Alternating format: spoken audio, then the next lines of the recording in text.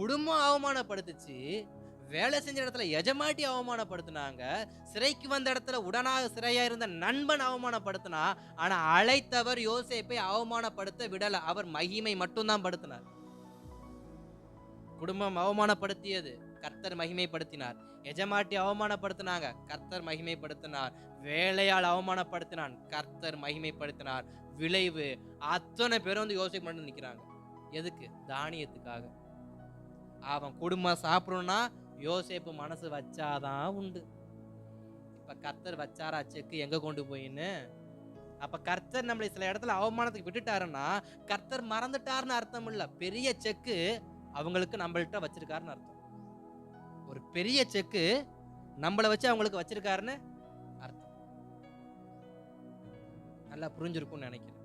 சில அவமானங்கள் வருது அப்படின்னா, அச்சச்சோ, ஐயோ, அம்மம்மான்னு வருத்தப்பட்டு அழுது, இந்த அது ஒரு பழமொழி சொல்லுவாங்கல்ல, ஓட்ட பண்ண நண்டு ஊட்ட கதையா கொட கொட கொட கொடன்னு இல்லாம ஃப்ரீயா விட்டுருங்க. ஏன்னா நம்ம இடத்துல தவறு கிடையாது. அப்ப நம்ம தைரியமா இருக்கலாமா இல்லையா? நம்ம இடத்துல தவறு இல்லை. யோசேப்பு தவறு இல்லை. யோசேப்பு தைரியமா இருக்க காரணம் என்ன? தரிசனம் கொடுத்தது கர்த்தர். எஜமாட்டி கையை பிடிச்சா நான் இழுக்கல. வேலையாட்களுக்கு உதவி செஞ்சேன். நான் எல்லா இடத்துலயும் நன்மையை தான் செஞ்சேன். நான் உண்மையா தான் இருந்தேன். ஆனா அவங்க எனக்கு உண்மையா என்ன பண்ணல இல்ல. சோ நான் எதுக்கு கவலைப்படணும்? என் தைரியத்துல நான் உண்மையா இருக்கிறேன். அவர் உண்மையா இருந்தாரு.